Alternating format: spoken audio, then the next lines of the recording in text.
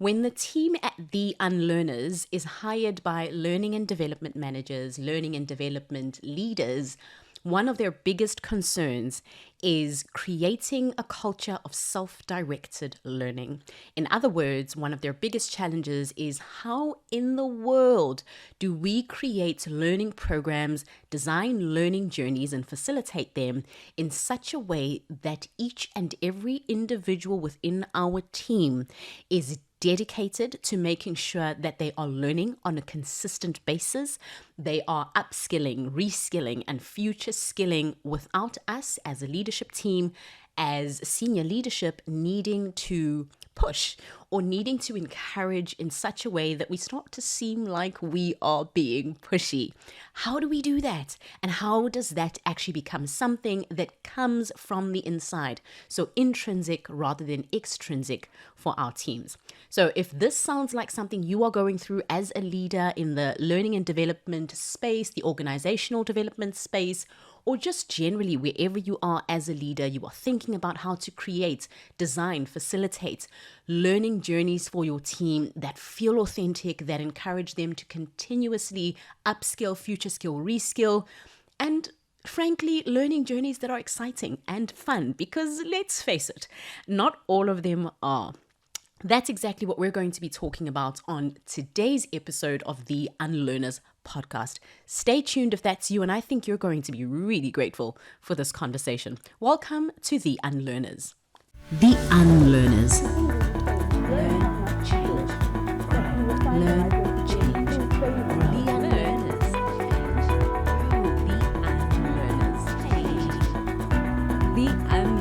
Unlearners. The Unlearners. Learn, change, grow. Now, if you are someone who geeks out on learning, which is very much me, you're really interested in finding out what some of the trends, what some of the insights, but also some of the really interesting key themes that we're seeing around learning in organizations specifically, then you're going to enjoy this episode. But also, this particular episode looks at three key themes that are, and three key trends in a way, that are designed or put together from things like learning and development, learning technologies, teaching and learning insights, those types of things. All from resources like, and this is one that I definitely recommend you have a look at, published every year. Definitely one of my reports that I look forward to receiving every year is the LinkedIn Learning Workplace Learning Report. So this is published by the LinkedIn Learning team, and you'll know that based on the access that LinkedIn has to big data and all of this data around what people are learning, what the interests are in terms of hiring managers, but also what the skill dynamics are in the workplace.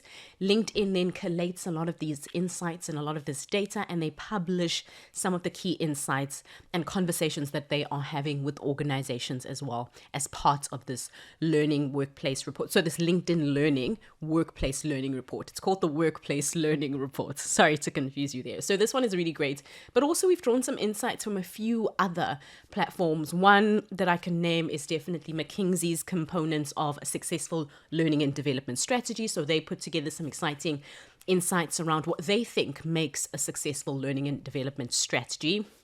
Corn Ferry's done some interesting stuff in this space as well, so I've drawn from that. But also, and probably closest to my heart here, is work that we do at the Unlearners with organizations. So we do a lot of work around supporting organizations to create learning journeys that are fun and simple, but also cover the three key themes and trends we're going to talk about today. So if this is something that you're doing, if you are in an organization right now where you're thinking about how do we create some kind of a journey, some kind of a program, some kind of a structured approach to learning. Maybe you haven't done anything that speaks to this. Maybe you just want someone to be a fellow thinker around how to do this, where to start. So we won't necessarily come in and be the leg of your learning and development in the team, but we will help you think about it. So if you are either revamping or starting from scratch, we would love to help to support you and think about what this could look like. How do you improve the learning strategy that you currently have, learning and development strategy that you currently have in your organization? And the three key trends that we're going to talk about today, I've called them three cool learning and development trends that we're going to talk about today, are three trends or themes that we do work with when we support organizations through the work that we do around culture, around strategy, but also around really making sure that your team, your organization is change ready. That's the big thing that we do at the Unlearners, as you'll know if you've worked with us. Every single thing that we support an organization with is all making sure that at the end of the day, whatever the future looks like as we evolve further into the 2020s, you can keep showing up for it. And a big part of that is how you upskill, reskill, and future skill, as I like to say. And a big part of that even is your learning and development. Because funny enough, and maybe we can just get started right here, because what the Workplace Learning Report for 2024, this is the LinkedIn one we spoke about a little bit earlier on, says is that 90% of organizations are saying that providing learning opportunities is actually their number one retention strategy. Now, let me just rephrase this. Basically, what the report is saying is that when it comes to retention, so keeping our talent, holding our talent for extended periods of time within our organization so they can continue to contribute and be a part of our ecosystem, when it comes to our retention strategy, 90% of organizations are saying the one thing we are going to try to do to make sure that we retain employees is provide learning opportunities. So if this isn't something you're looking at as part of your retention strategy, you need to do some thinking. Because, and you'll see as you looked further into this particular report, that specifically Gen Zs, but also across the organization, we're seeing learning as one of the key trends or key themes that point to people staying in organizations, wanting to be there when they feel like they're enriched, when they feel like their experience in the organization is being enhanced, their skill level, their ability to think better, to show up for the future is definitely one of the biggest reasons why the organizations that are retaining well are doing so. So let's get right into it then and just talk about these three key trends. What I will do is I'll mention what they are, and then I'll give you a little bit of an insight as to exactly what it means. So you may be familiar, and you probably will be familiar with all three. They're nothing crazy, but they really are for me. And often I've heard this said, and I think it's so beautiful. If you think about what we call ipoto lesiZulu, which it means an isiZulu pot. In my culture, you have that beautiful three-legged pot that when we come together and we have traditional ceremonies and meals, we will cook our food in that pot. And with that pot, it's got those three legs that it stands on. And this, for me, these three key trends or cool learning and development trends are like those legs of that pot. That without one of them, the pot will wobble. And whatever it is that you're cooking, preparing, creating, building is going to be lost. So as you create your learning and development strategy going forward, or as you improve it, really ask yourself how you are incorporating or bringing forth each of these three key and cool learning development trends. Like I said, nothing crazy, but really just three things to think about, three things to incorporate, and really still big trends that we are seeing. And the funny thing for me is that for the past 3 years, I've been seeing the exact same trends coming up over and over again. But the one thing that has changed is the form through which organizations then implement or go about each of these three. So like I said, I'll mention what it is, I will touch on what it means, and then maybe probe one or two ways that you can start thinking about each one. All right, let's get right into it. And in between, I'll share an insight from the LinkedIn Workplace Learning Report just to also spark some thinking. The first one I'd like to share with you, definitely one of my personal favorites.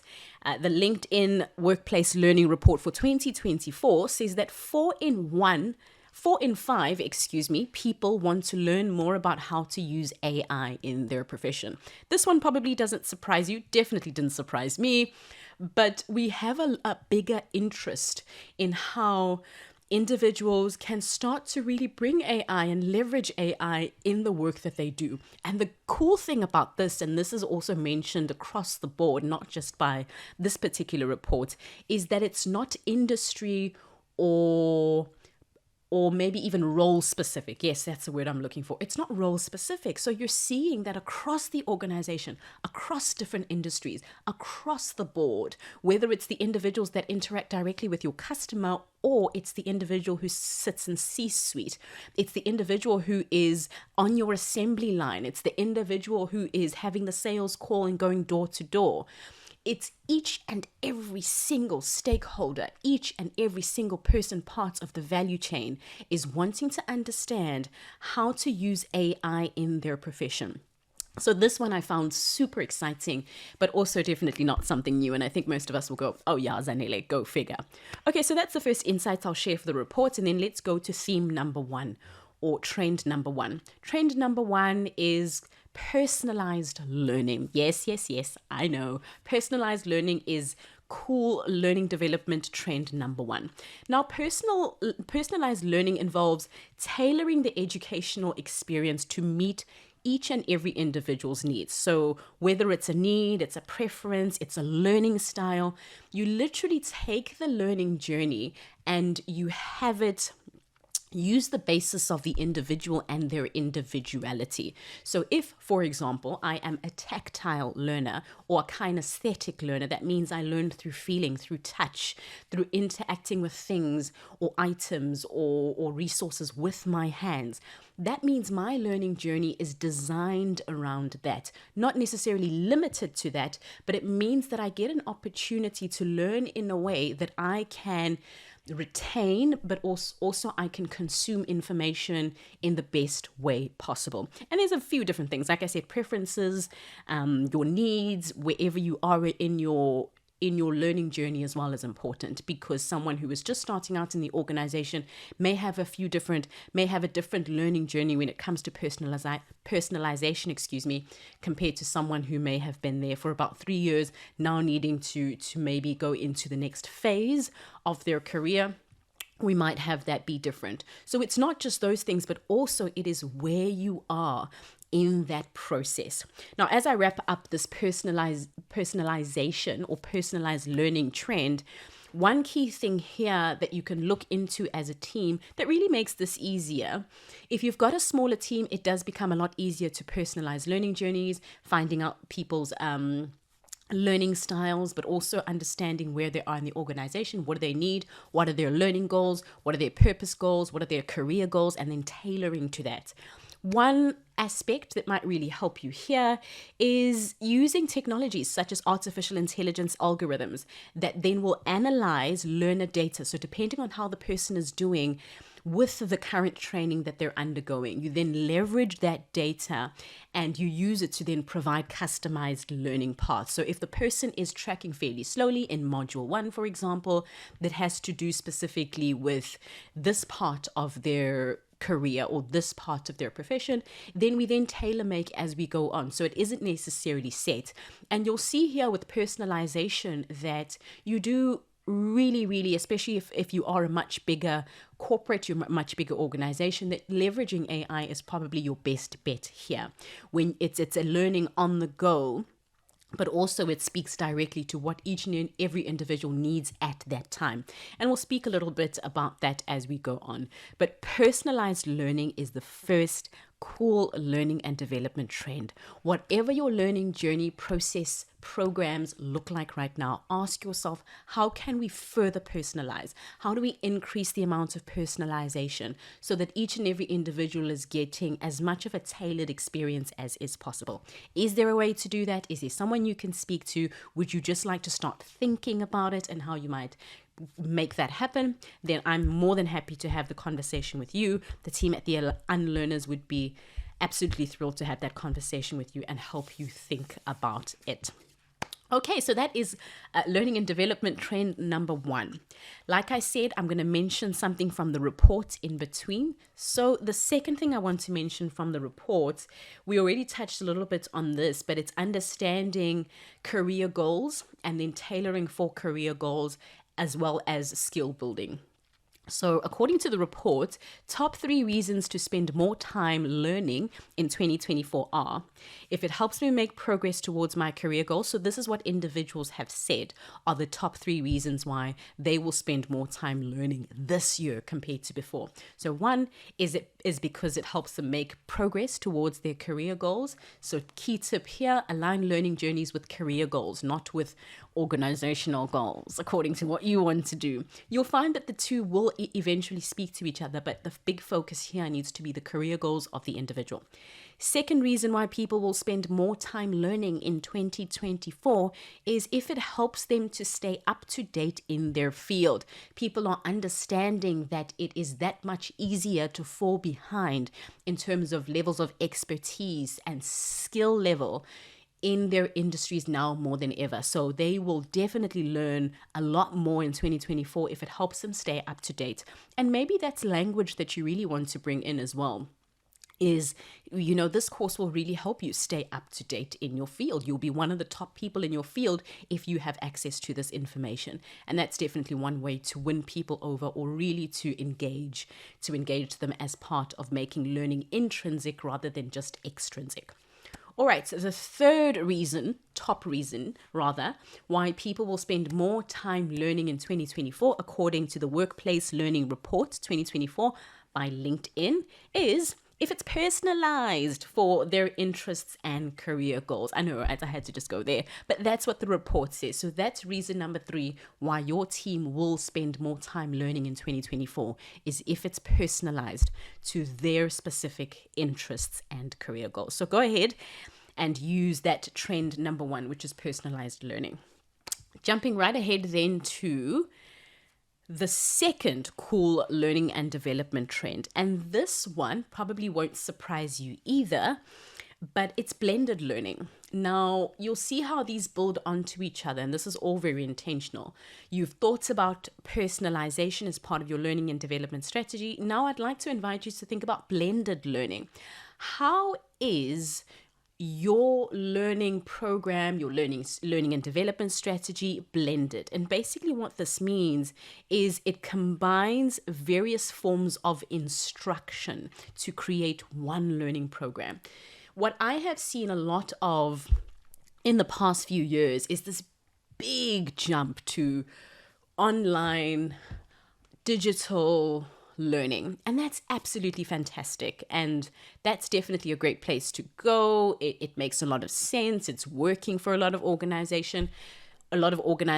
But blended learning in essence is saying, how do we take various forms of instruction? So those that are traditional, and that might include things like face-to-face, being in conferences, being in seminars, sitting in workshops that are in person, with less conventional or less traditional instructions, or even just components of the two.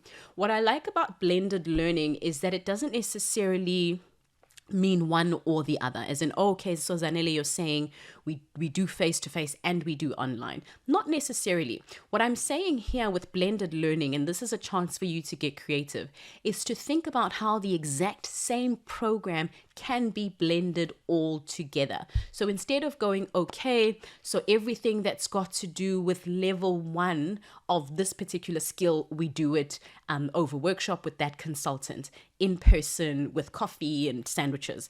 And then everything that's got to do with skill number 2, we always do online. All the modules are there. Everyone knows where to go. But rather thinking about, for each and every topic, for each and every skill group, and this might need a little bit of work, no pressure around this, but how do we blend the instructions? How do we blend the components, the approach for each and every learning program that is delivered? For each and every theme that's delivered, how do we create these beautiful multi-touch points for individuals to engage with as they lean into each and every key theme. So it integrates things like your digital resources, interactive activities, virtual collaboration tools, things. Those would be things like your AHA slides, your Miro boards, all of those types of tools that enhance the learning experience. How do we really make sure that it's not just a conventional, this is how we've always consumed our learning, everything is on the learning site, go there and you'll find everything. But how do we bring in other touch points? How do we diversify how our team consumes and everything that's made up, that our learning program is made up of?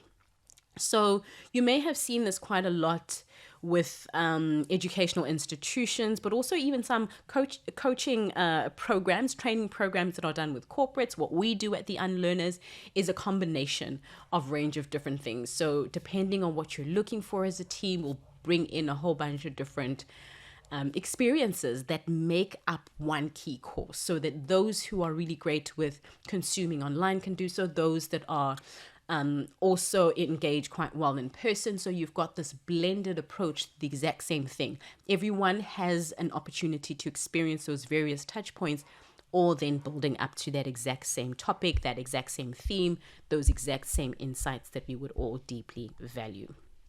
Okay, so the second one then is that blended learning. How can you further blend? So maybe the question here is, think about the program that you're currently rolling out, the learning and development program that your team is currently going through, or maybe the platform that you're using. Is it as blended as it could possibly be right now? Is there something you can introduce first? Is there something you can try first? Is there an experiment that might be worth doing to increase the amount of, or the combination of learning experiences that happen within that course, within that program, within that learning journey? How do we increase the amount of, and what I think about it as is stimulation touch points, because when we consume just digitally, yes, that's fantastic, but we don't get to have in-person conversations. For example, we don't get to necessarily engage with the subject. So if you are going to be working with me as part of, let's say, for example, my team on the factory floor, I could very easily create a course for you online, but I really would benefit greatly as well from having you on the floor, on the workshop floor, engaging with the product during your learning period, whether it's during onboarding or however I've designed my program. But you want to have an approach that blends those different touch points, stimulates the individual in different ways, because learning doesn't just happen in one way. You want to really combine how an individual is stimulated, but also how they receive those experiences and interact with them as well. A big part of learning is being able to interact and to learn on the go and to watch as things happen, and then learn through the experience of experimenting and experiencing the product, experiencing the service, experiencing the conversation with the client, and then learning from that. So blended learning really gives you that great opportunity. All right, so that is trend number 2, blended learning. The insight that I want to share with you before we move on to the final trend is, once again, thanks to the Workplace Learning Report 2024 by LinkedIn. And the insight goes a little something like this. 47% of companies are investing in career mentoring and coaching to boost employee retention.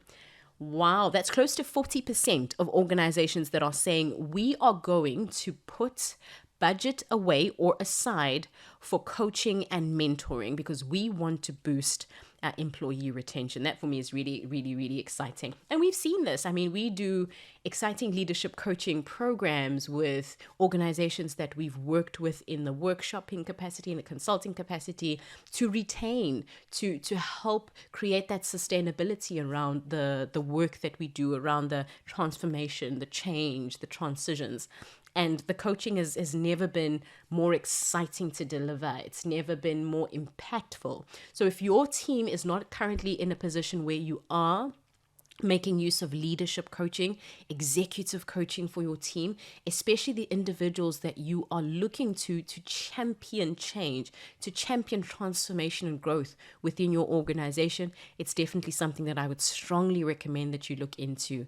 And where else could you start but here? Reach out to us at The Unlearners, and we're happy to have a conversation with you about bringing in some of that exciting leadership coaching into your team. Okay, we are at the end now, going on to the third cool learning and development trend.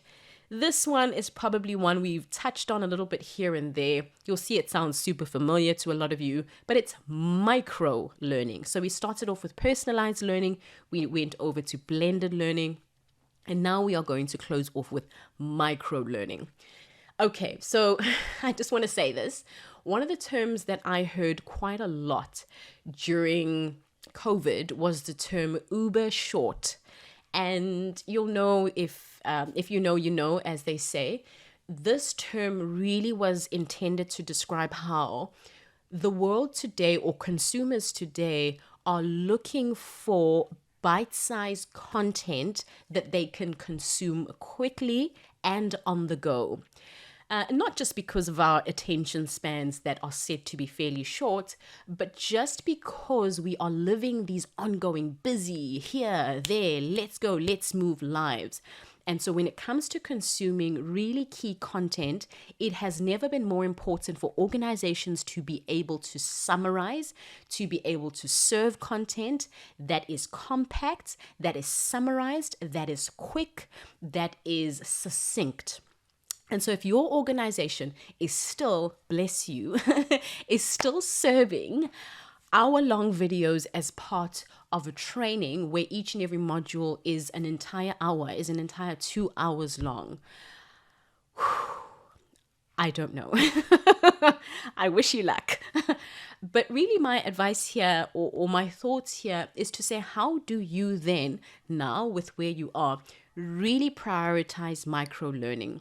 And to give you a definition in case it hasn't come to light yet, micro learning really is all about delivering bite-sized learning content in short, focused modules and activities that are punchy, that are to the gut, that are to the point, make the point stick, have great examples. You almost want to think TikTok video or Instagram reel when you think about this. And it doesn't matter who you are, on which of the 6 workplace generations you fall here. That is just a concept that you want to think about. Human beings have a lot to focus on in today's world. And if we really want to put across key information, as much of it as is possible, one of our best bets when it comes to how the human brain works is to make it super simple to understand, easy to consume, and micro learning is one of the best ways that I know to do that.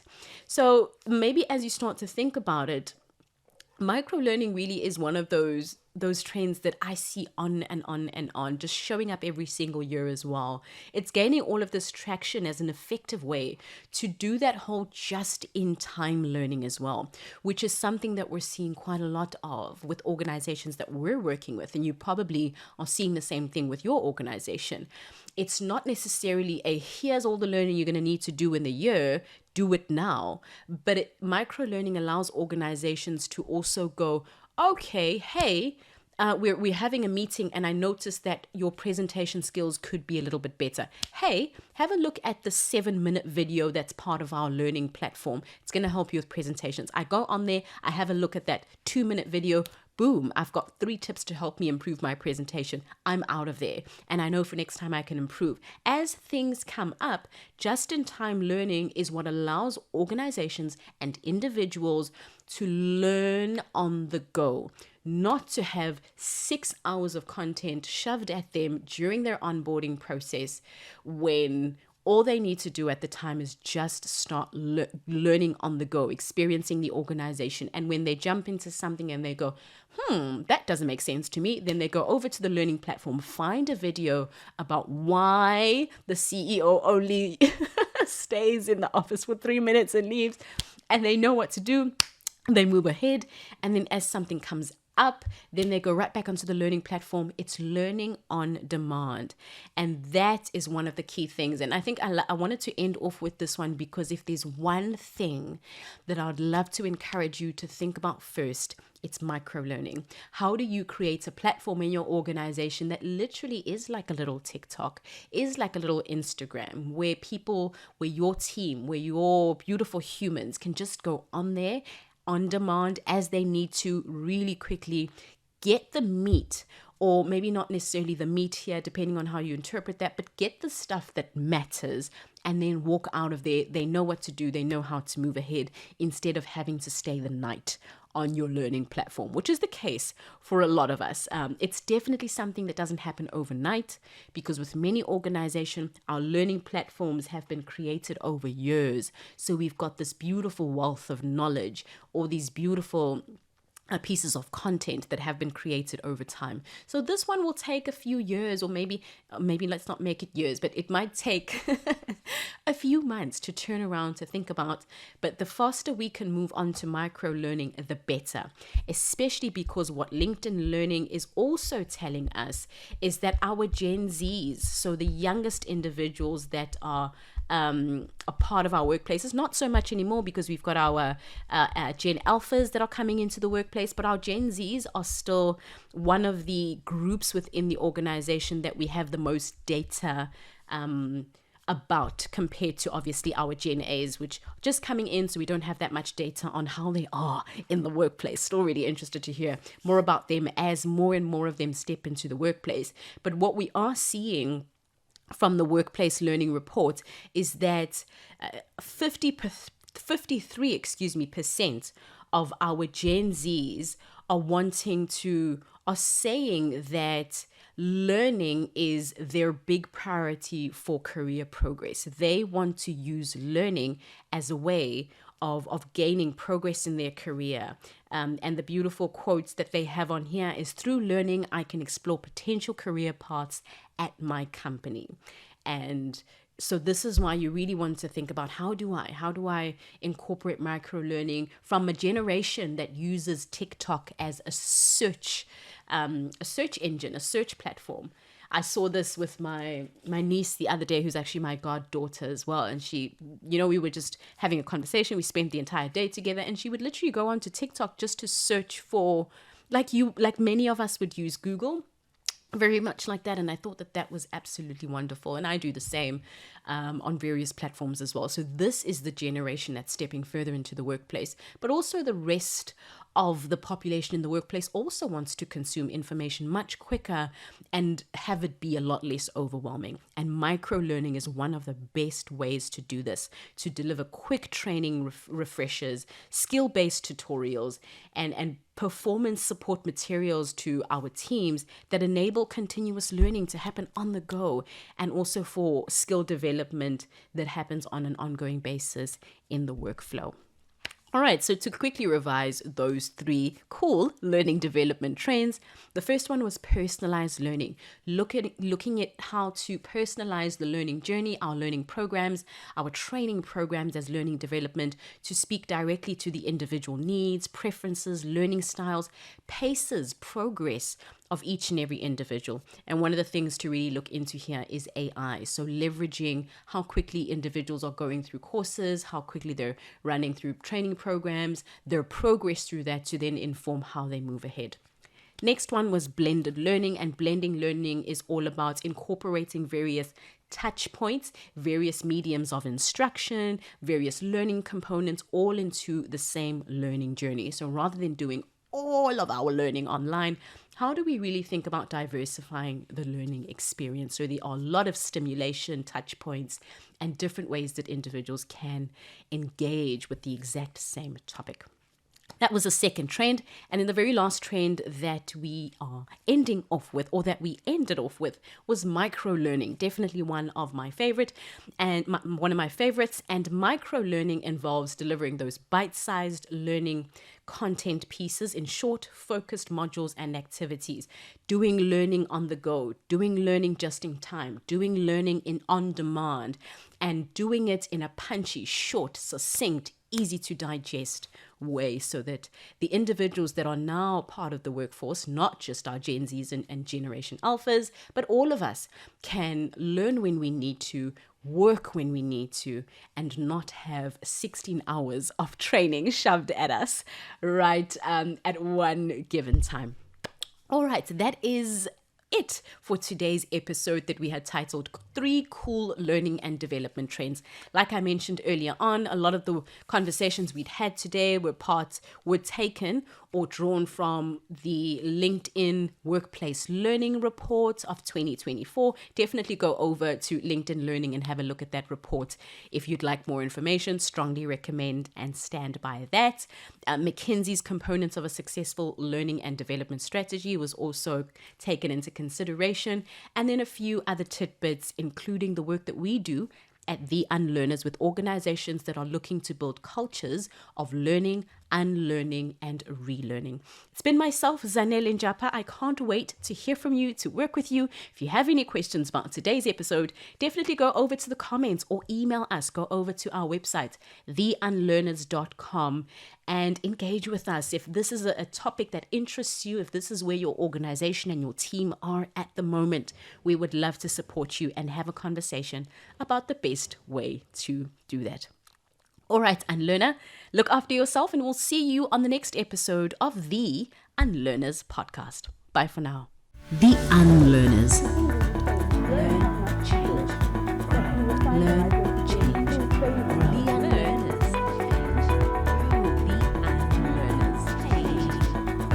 The Unlearners. The Unlearners. Learn,